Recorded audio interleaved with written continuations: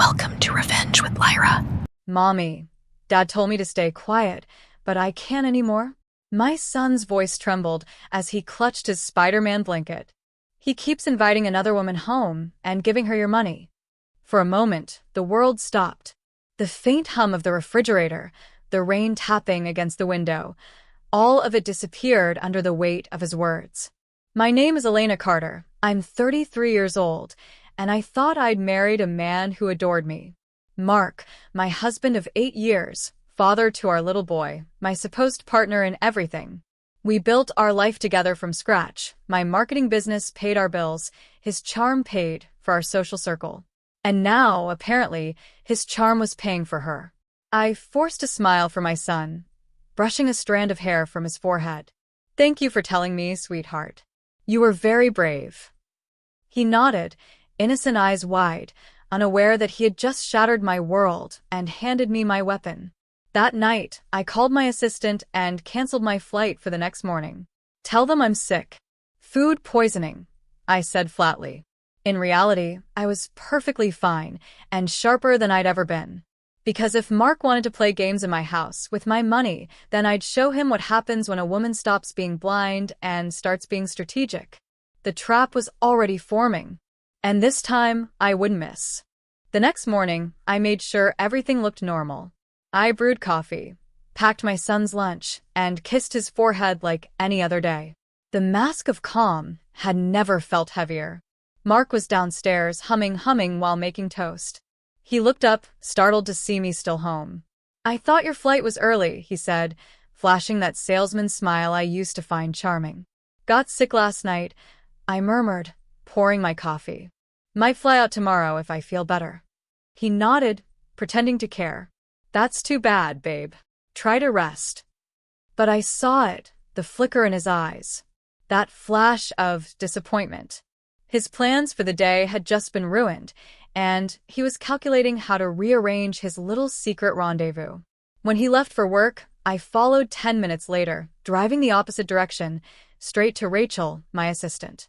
We'd worked together for 5 years, and she was more loyal than most family. I told her everything. Jesus, Elena, she whispered. What do you want to do? I smiled, cold and steady. I want proof. Real proof. By noon, Rachel had arranged a small favor, a discreet security consultant who owed her a favor. By sunset, my home security system was linked to a cloud drive that only I could access. The stage was set. All I had to do now was wait for my husband and his mistress to walk right into my camera's frame. 2 nights later, the universe delivered exactly what I was waiting for. Mark told me he'd be working late. The same tired excuse. The same rehearsed half-smile. I played my part perfectly, a soft, okay, honey followed by a gentle kiss on his cheek. Then I watched him drive off through the kitchen window, his taillights disappearing into the darkness like a warning flare. At 7:42 p.m., my phone buzzed. Security alert. Front door opened. I opened the live feed, my breath catching. There she was, a tall brunette in a red coat, carrying a bottle of wine and laughing like she owned my house. Mark followed her inside, his hand on her lower back. He led her straight to the living room, our living room, where my son's drawings still hung on the wall. They poured drinks. She giggled. He leaned in, and I recorded everything. I should have cried, but I didn't. The tears had dried months ago, long before I ever admitted it to myself. Instead, I took notes, timestamps, faces, gestures. I was building a case, not a heartbreak. The next day, I emailed the footage to myself, encrypted and stored in 3 separate drives. Then I booked a dinner reservation for Friday night at La Fontaine, the same restaurant where he'd proposed to me. I texted him. Dinner on Friday? Just us. I miss you. He replied instantly. Of course, babe. Can't wait. Perfect. He'd never see what was coming. Friday arrived wrapped in silence, the kind that hums before a storm. I wore the navy dress Mark once called his favorite, the one he said made me look like the kind of woman men regret losing. He'd regret more than that tonight. When I entered La Fontaine, the same chandeliers sparkled above us like they had 8 years ago. The waiter smiled knowingly. "Table for two, Mrs. Carter?" "Yes," I said, steady. "But he'll be late, as always." Mark arrived 15 minutes past 7, smelling faintly of whiskey and arrogance. "You look amazing, babe," he said, sitting down, pretending this was just another romantic night. I smiled sweetly. "Do I?" We ordered wine. We talked, or rather, he lied, and I watched. About work. About life. About how stressed he'd been. Then I slid my phone across the table. "You might want to see this." He frowned, pressing play. The color drained from his face as the video began to roll. Him, in our living room, laughing with her, kissing her, handing her my card to pay for takeout. His mouth opened, but no sound came out. "That's live footage," I said calmly. "You've been funding your mistress with my business account." He stared at me, panic spreading. "Elena, please, let's talk about this at home." "Oh, we will," I said softly, leaning closer. "But my lawyer and the bank manager will be joining us." And I smiled, the smile of a woman who'd finally stopped being afraid. He froze, fork halfway to his mouth. "Elena, please," he whispered. "You're overreacting." "She means nothing."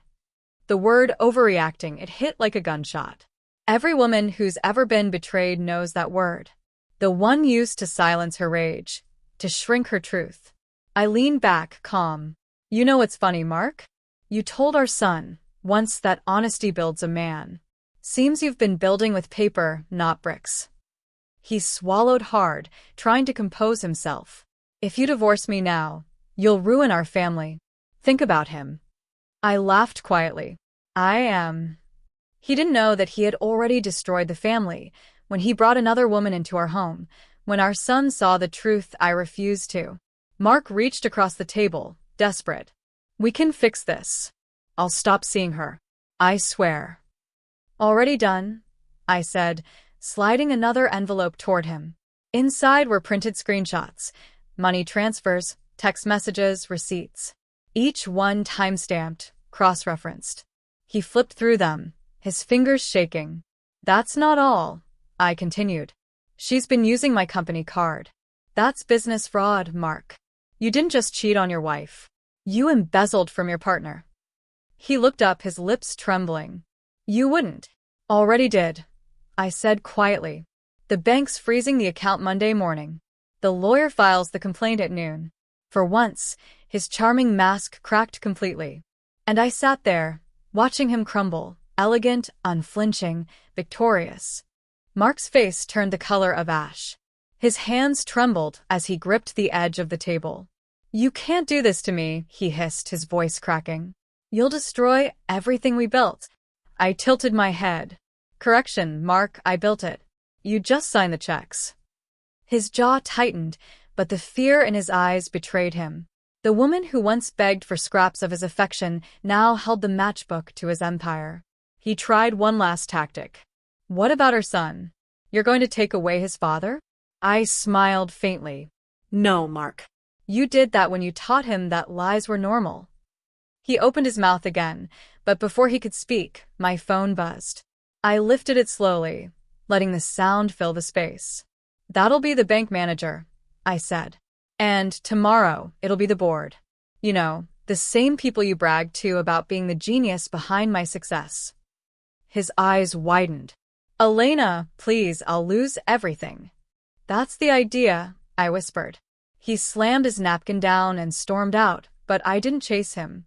I sat there, sipping my wine, savoring the quiet, the silence that comes right before freedom. Later that night, I tucked my son into bed. He looked up, eyes sleepy but curious. "Mommy, is Daddy coming home?" I kissed his forehead. "Not for a while, sweetheart." And for the first time, I meant it, with peace, not pain. 2 weeks later, the dust settled, at least the visible kind. Mark's accounts were frozen, his name pulled off every joint asset.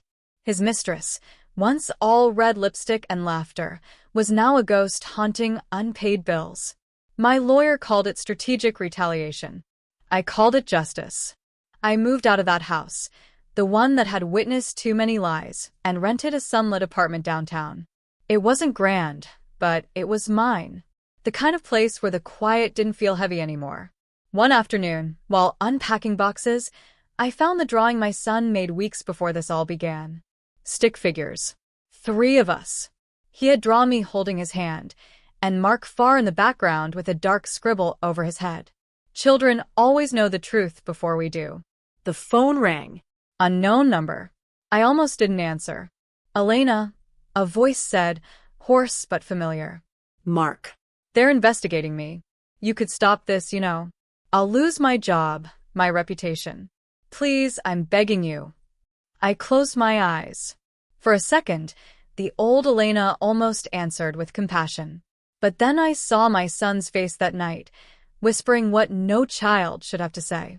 I warned you once, I said calmly. You played games with the wrong woman's life. Actions have consequences. He tried to speak again, but I'd already hung up. For the first time, the silence afterward didn't scare me. It comforted me. 6 months later, peace had a sound, the hum of my son's laughter filling our little apartment, the clinking of dishes as we made breakfast together on Sunday mornings. Mark had lost nearly everything. The company board forced him to resign quietly to avoid scandal. His mistress? She'd filed a complaint of her own when she discovered he'd been using her as a financial shield. The man who once prided himself on control was now tangled in legal chaos of his own making. But I didn't gloat. Not anymore. Revenge had burned hot at first, but now all that remained was clarity, a quiet, golden kind of freedom. That evening, I sat on the balcony with my son, watching the city lights shimmer below. "Mommy," he asked, "are you happy now?" I smiled, my throat tight. "Yes, baby. I really am." He leaned against me. "You don't cry anymore." "No," I whispered, running my fingers through his hair. "Because I learned something." "What?" "That love without respect isn't love. It's a cage. And the moment you stop defending the person who built it, you're free." Inside, my phone buzzed again. A new message from the lawyer. Case closed. Accounts secured. Divorce finalized. I locked the screen without reading further. Because the only closure I needed was sitting beside me, small, brave, and honest.